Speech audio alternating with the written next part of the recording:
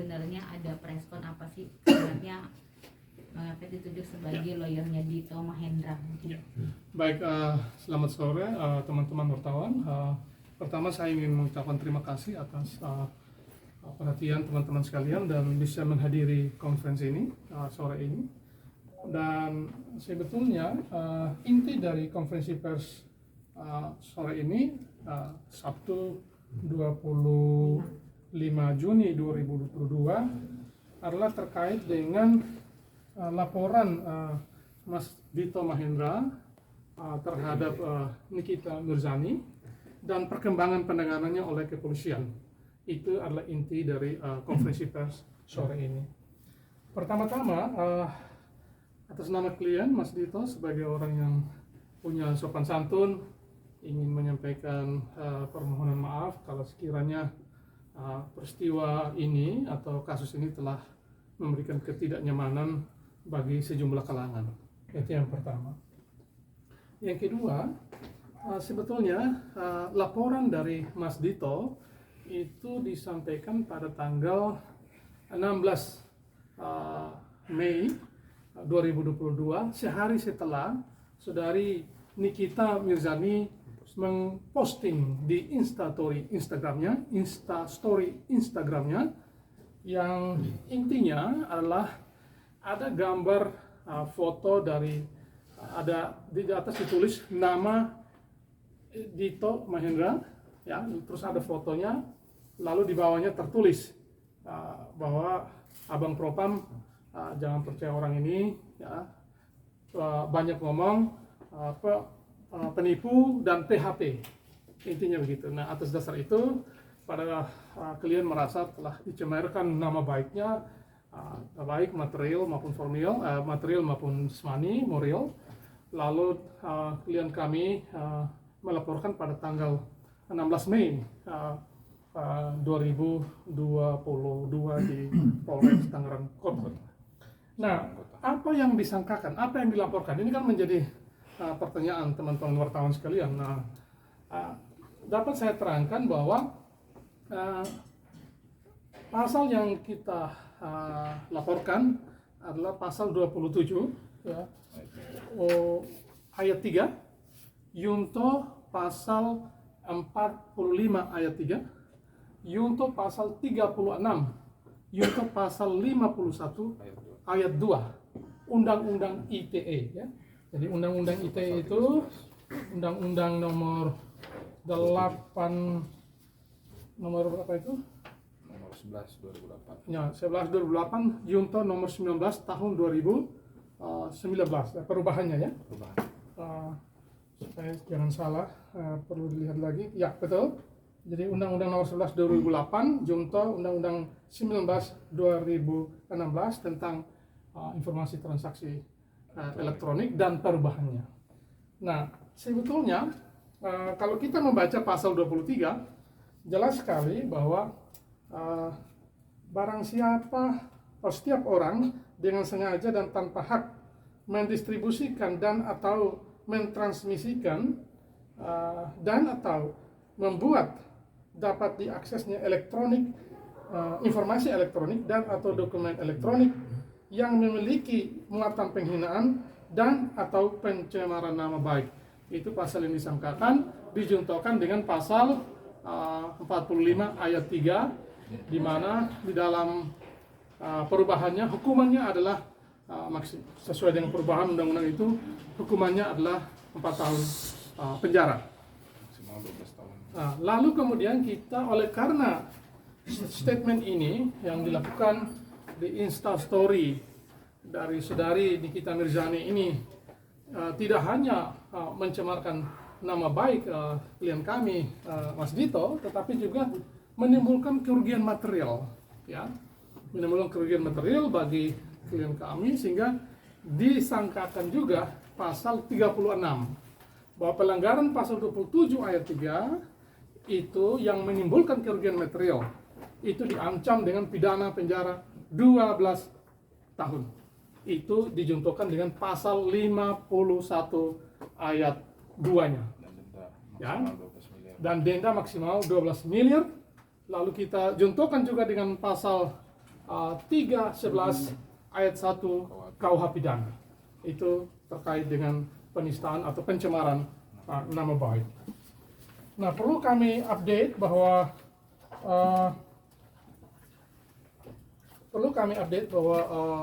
setelah laporan itu beberapa waktu kemudian polisi menjalankan tugasnya secara baik, secara profesional sesuai dengan ketentuan KUHP, dan polisi telah memanggil secara patut Nikita Mirzani. Namun sebagaimana yang kita ketahui, Nikita tidak hadir, lalu kemudian baru hadir setelah ada peristiwa upaya yang dilakukan di rumah Nikita beberapa waktu yang lalu. Nah, teman-teman sekalian, dapat kami informasikan bahwa penyidik telah mengundang kami juga kemarin untuk melakukan upaya restoratif justice sesuai dengan surat edaran Kapolri tahun 2018. Namun sangat disayangkan bahwa terlapor dalam hal ini Nikita Mirzani tidak menghadiri undangan tersebut, sehingga upaya restoratif justice dapat dipastikan itu tidak dapat dilaksanakan. Terlepas dari itu, sebetulnya restoratif justice itu juga sulit dilaksanakan dalam peristiwa ini, dalam kasus ini, karena persyaratan materialnya kalau kita membaca surat edaran itu, salah satunya adalah bahwa terlapor bukan merupakan residivis. Artinya bukan merupakan orang yang telah dipidana, diputus bersalah atas dugaan melakukan tindak pidana tertentu. Jadi bukan residivis. Lalu yang persyaratan formilnya tentu para pihak harus bersepakat untuk berdamai. Itu inti persyaratan formil daripada restoratif justice. Nah, oleh karena saudari Nikita Mirzani tidak hadir, dengan sendirinya upaya untuk melakukan restoratif justice itu gagal. Klien kami mendapatkan surat dari Polres Serang Kota bahwa status Nikita Mirzani telah naik dari saksi menjadi tersangka.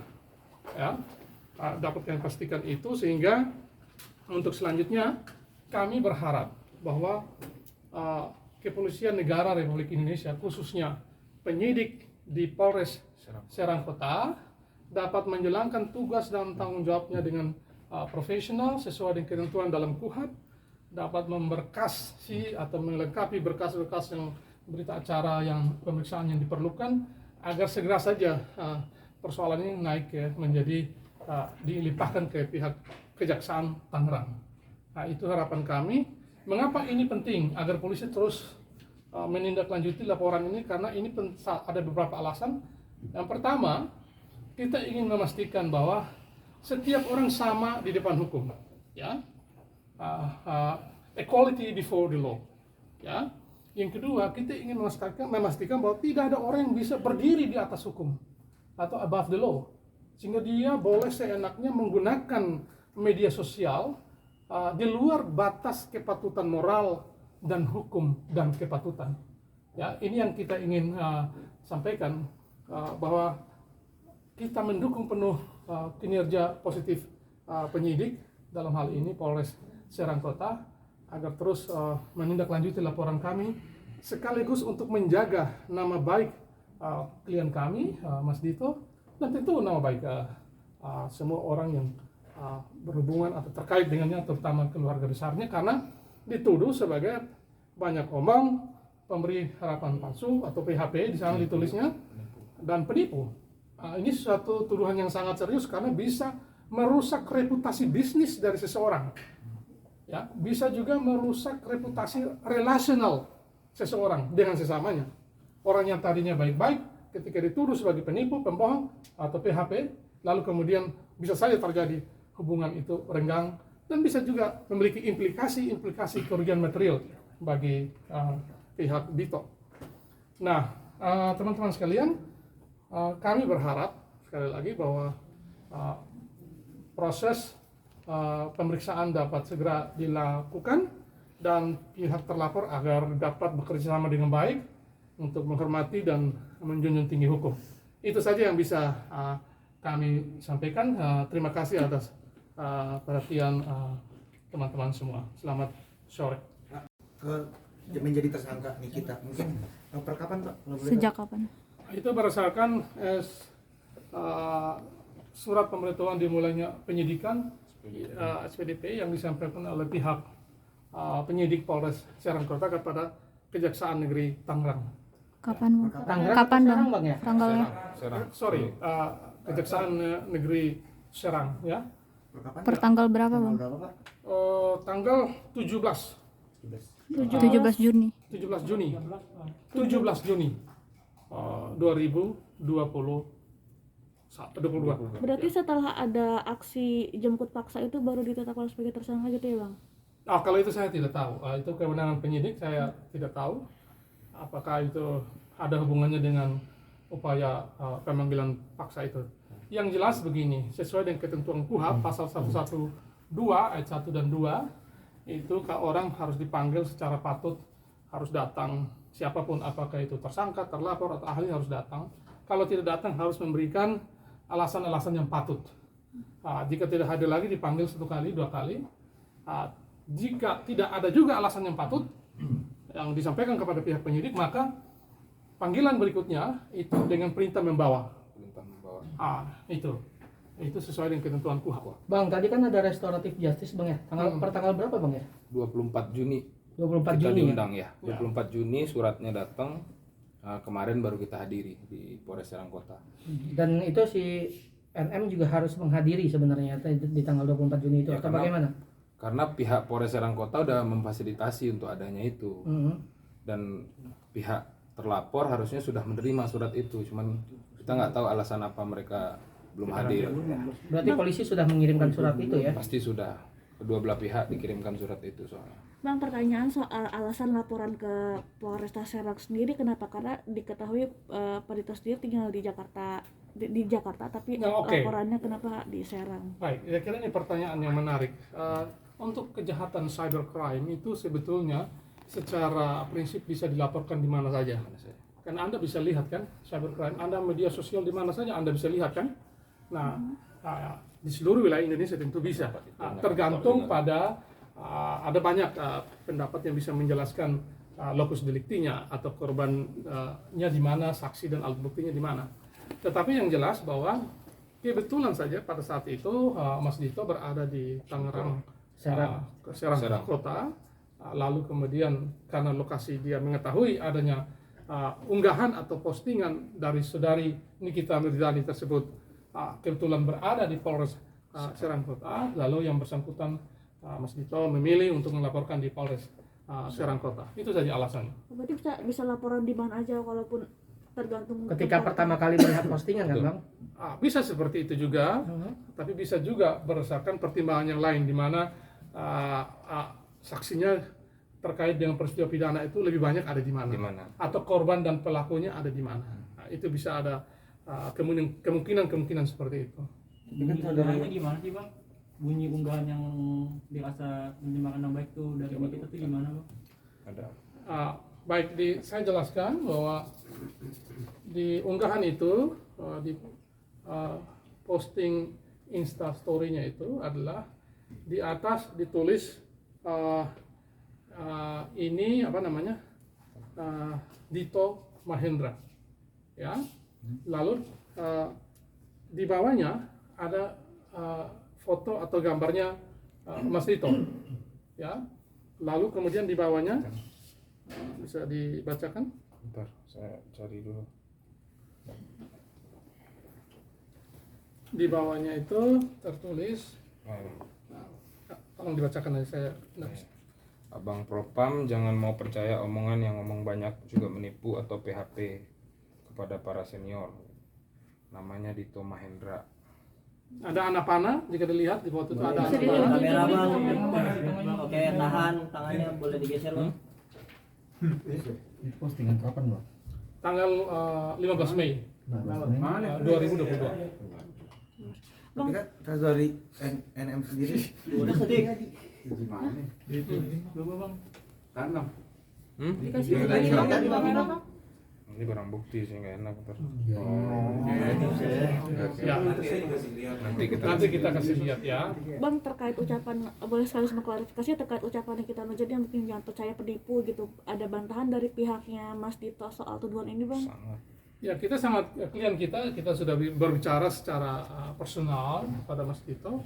Dan tentu Mas Dito sangat kaget dengan postingan itu karena klien kami merasa tidak mengenal orang ini, tidak pernah berinteraksi baik secara personal, sosial maupun bisnis.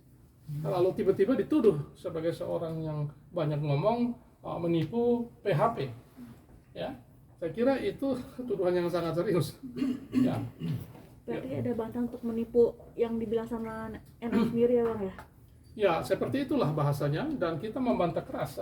Klien kami, Mas Dito punya reputasi kepribadian yang sangat baik dan tidak pernah terlibat masalah kriminal, sehingga menjadi sangat mengagetkan ketika kita menerima atau membaca postingan seperti itu. Bang, tambahan pertanyaannya soal adanya kiriman bunga yang diduga dikirim sama Mas Dito ke rumahnya Nikita itu pertama, kemudian rumahnya dicoret-coret, salonnya juga dicoret-coret, terus adanya semenjak kejadian itu adanya teror di rumahnya Nikita yang diduga mungkin ke arah-arah sini gitu, seperti apa klarifikasinya bang? Jadi begini, kita tidak ada melakukan hal seperti itu, klien kita tidak melakukan. Jadi kita bantah keras tuduhan-tuduhan itu, tidak ada itu. Dan kita juga tidak tahu barang-barang itu dari mana. Ya, kalau saudari kita Mirjani merasa memiliki peluang atau bukti, silakanlah mengambil langkah-langkah hukum yang dianggap perlu untuk itu. Ya, jadi jangan sembarangan menuduh, itu berbahaya sekali. Berbahaya, jadi fitnah. Itu menjadi fitnah, menjadi